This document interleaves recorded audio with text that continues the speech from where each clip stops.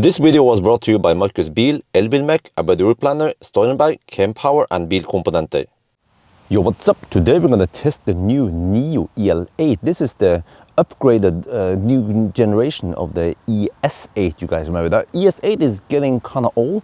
Everything here is new. So I have some guys with me. This is a test drive event. So I can show you that this is the executive version we have. So look at this. Oh, it's so comfy in the back. Oh. Even me, because I'm 2 meters tall, so 2 meter tall guy in the front, you know, no problem. Plenty of space. Yeah, this is the flagship of Nio.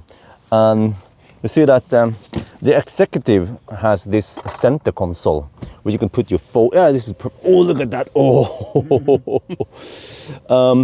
But I noticed something though, which is that it has the fridge. So if you press and hold the button in the center there, it should open the fridge, pop open. And I have brought flues with me. But I noticed that if you do this, so it's not that tall. So actually, this is a divider you can just squeeze in anywhere in the fridge. And it's nice and cold now. So it will hold roughly 2 half-a liter bottle only. Yeah, so, okay, but at least it has a fridge. We have this, and then you just close it. But today it's all about the driving dynamics. And yeah, I can show you here, as you guys see before, it has a screen in the back. And as a true Asian, you don't take off the protective film until you sell the car. And the same goes for the front also. Even here you see, we don't take off the film. I hope that doesn't affect the way everything works. So we're gonna drive now. We can try to put in the address. It was called Ole Devik's Way or something, wasn't it? Or I could just search for, oh, you know what, we can do this. We're gonna go for a swap station in Oslo. There, it found it. Okay, we have a film guy also with me. That's what, okay. So, Nio Power Stop, Bjørn, yes, Ole Devik's Way, there you go. So we have the swap station. I might not wanna swap there, but at least, this is weird. Okay, if we can film here. I don't want to swap there. I just want to go there. Okay, maybe here. Yeah, I might want to swap there eventually, but first I just want to go there and then auto order. This is kind of cumbersome because I don't want to swap there yet. So, okay, whatever, we all auto order. I actually just want to go there and not swap. So maybe I went on the wrong approach. But okay, whatever, we can just go like this. And then you see, looks more or less like the previous gen, but there has been some improvement also in the software here. But now let's go for drive first. And then see how it goes. So what is new with the EL8? I was about to say ES8, but ES8 name was not accepted by, I think it was Audi, so they call it the EL8 instead. But what is new with EL8 is the double chamber suspension, air suspension. So immediately when I started driving, I was like, ooh, this is some nice comfort. Okay, we're approaching a speed bump. Okay, let's see now. What does it feel like? Oh yeah, very nice. You know, I want to just drive on the curb. I want to drive on something bumpy just to get a feel of how it is. So yeah, it is in comfort mode right now. So as expected, it just floats very comfortably over the speed bumps, over all the bumps. But it's supposed to be even better than the old ES8. I don't have a direct comparison, but I remember that the ES8 was already very comfortable without being too bold. For example, EQS SUV, which could be a similar, well, kind of similar size at least, class. It's also super comfortable, but it's a bit too bold. Same for Hongqi EHS9. It is very comfy, but kind of wags like a boat. So right now I cannot drive too fast to test that, but at least when you're just cruising on these surface areas here, surface grids, then very nice. Oh shit, the road is closed. The navigation didn't know about this. Seems like this is not temporarily, it has happened for a while. But okay, whatever, let's try to test the turning circle then of this big car. It's 5.1 meter long, well, 5.199, but no, 5.09. So 5.1 meter long. Okay, it has a turning circle like a cruise ship. All right, but it's still okay. Let me see. I want to also see about consumption, but you know what? We have to choose. Do we want to preheat the battery and then get higher charging speed?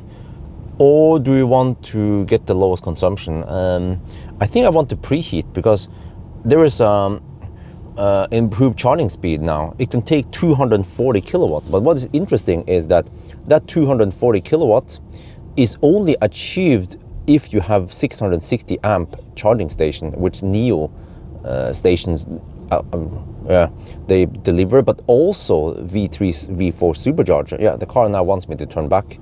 What's cool about this new software is that if you go to the car here, and then you see now you see that we have battery type long range. Before it didn't show this. So this is in preparation to that you can then be in the 75 kilowatt hour bus, and then you can upgrade it temporarily to the 100 kilowatt hour bus for a vacation or something. Then you can downgrade automatically back, or you can stay even at that one. So that's why you have that. But also on-road battery heating, manual battery heating. I want to use manual battery heating. Okay, yes, turn off this. I want to, why is the battery? Oh, okay, the battery is already warm enough. Okay, well, that's good then. But here also, look at this, state of certified energy. This is a new feature. So it says that the battery is kind of small, but let me see if I can show you here. It says excellent 94%. So this is probably state of health, yeah, that you have this, but you can then keep swapping the batteries and then see what kind of percent you get there, and then get the best battery if you want to keep the battery for a while. I don't know, but it's a cool thing that we have this, and it's in case you have a bad battery with bus preferably, then you would see it here, and then you can just go to a battery swap and then swap it out, and then they will take it out of the pool. So very nice, this new feature here. I can feel it. What the new guys were talking about. There's almost no body roll here because of the new suspension. It will also try to level the car. So if you hammer it, you can try it now. Okay, I'm in comfort mode. But if you hammer it, it will try to level the car so the nose doesn't point up. And then if you brake hard, maybe I shouldn't try that, then it will also avoid the nose to dip too much forward. But now we are kind of semi-stuck in some traffic here on the E18, so I'm going to try something else. We have a new feature also with the new software that you can press and hold this left button here to alternate between lane assist and adaptive cruise control without lane assist.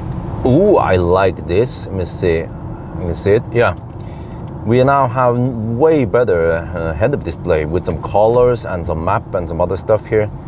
Yeah, the old head-up display was quite basic. Wait, that means that the head-up display is bigger than before. Okay, well, it's not as big as some of the AR in the MEB cars like the Q6 e-tron, but still. And also another feature I noticed is that this is probably no EL8 feature. It just applies to all the other Nios. Is that now we can see how many percent we will arrive with. Nice. Previously, it would show you how many kilometers you will arrive with, which is not that great. However, I don't know how accurate that percent, whatever, at arrival is. I have to test it eventually once I can borrow the car for longer. But yeah, we can see traffic going on here ahead, some stau. And then, yeah, here I can show you that, you see now we are in the auto steer mode, and then if I press and hold, we can alternate to, wait, let's see how to do this. No, let go. There, you see? Then we are in the cruise control mode only. And then press and hold. Couple of seconds and then let go. There. And as usual, we have Nomi, but Nomi now is Nomi GBT. It has been enforced with AI. But okay, let's try. We can do the regular Nomi stuff, like, hey Nomi. Hello. Start massage. Done. Oh, the Chinese massage. I tested so many German cars nowadays, but the Chinese massage is just so much better. You can feel some kind of, I don't know, some balls poking you in the back there. Oh yeah, but we can do something else here. Hey Nomi, Hello. how much range do we have? Or just keep the camera there, yeah. Just don't Remaining battery level. Don't move the camera too much, please. 83%. Remaining range 346 kilometers. Hey Nomi, I am here. what is the weather today? The weather in Elbilmek today will be cloudy, with a minimum temperature of 14 degrees and maximum temperature of 16 degrees. Wow, look at that. Huh? We can do all this cool stuff now, but it doesn't know everything, but supposedly in the future you can do something like, you can go deeper into the menus and change stuff. So if I say, hey Nomi, Hi there. change the ambient light to green. I'm still learning how to control the ambient lighting. Please operate on the screen. Yeah, so that one will work eventually. And I also like that Nomi voice has changed. It doesn't sound like a freaking kid anymore. But also some other stuff. Okay, maybe I should focus more on the driving on this car. It is really nice and quiet. Okay, we just happen to be on fresh asphalt, but we have 22-inch wheels. Yeah, just bear that in mind. And also I'm using the auto steer, and at least over here, it does a pretty good job of staying in the lane. It doesn't do any weird shit, you see? Okay, you can see the wheel movements. I have to try at higher speed, but at least in the city now, I was semi-focused on pressing stuff on the screen, and the car still managed to drive quite well without slowing down too much. So I also have to test that eventually. But at least my impression so far is, and my first impression is quite good. And now we are tunnel, and well, there are lots of cars around us, also fossil cars. But you see here, let me just check here again. Oh, no, wait, my bad. Yeah, this is a bit, I never gotten used to this in the NT, you know, the way it, the way you take down the window here. But yeah, I feel like we have double glazed window here. I don't remember how it was in the back. I can quickly check. You see, yeah, I don't remember, but the car is equipped with double glazed window or acoustic windows in front and rear. But one weird logic is that I'm trying to go the opposite way. Like I would pull the, like it's like a button like this, and you can go this or this, right? It's not the typical this kind of button when you go this and this. So I do it the wrong way, which is that I pull it against me to go down, but that goes up. So you have to push it away from you to go down. So in a bit, it's a bit weird. I hope that the user can change that, because at least I keep doing the wrong thing over and over again.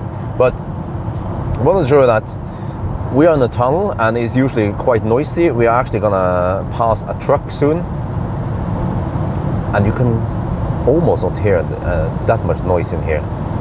So it should be like that. In a flagship Nio, you get the best soundproofing and the best comfort.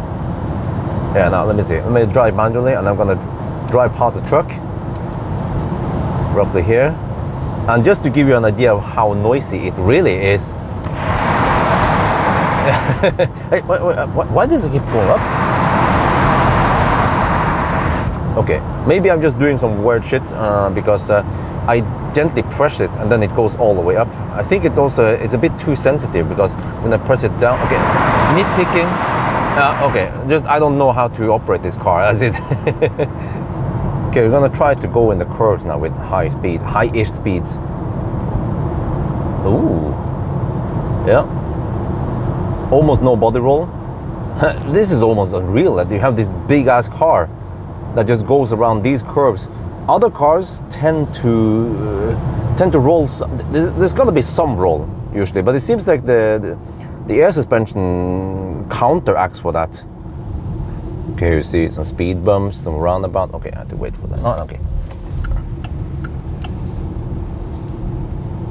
Yeah, you see the asphalt here is somewhat bumpy, but you can probably not even see it on the camera. All the movement is being absorbed by the suspension, despite that we have 22-inch wheels. Yeah, here, see, road construction. We're going to drive over the plastic piece just on purpose. Yes. Oh, shit. Might not be that clear, but over here it is. It's a bit bumpy. the asphalt here. You see, now I'm going to go all the way around the roundabout, which means some lateral forces. Nicely done. And you know, I'm even in comfort mode. I haven't tried sport mode yet. We're now at the brand spanking new Gen 3 swap station here at Bjørn.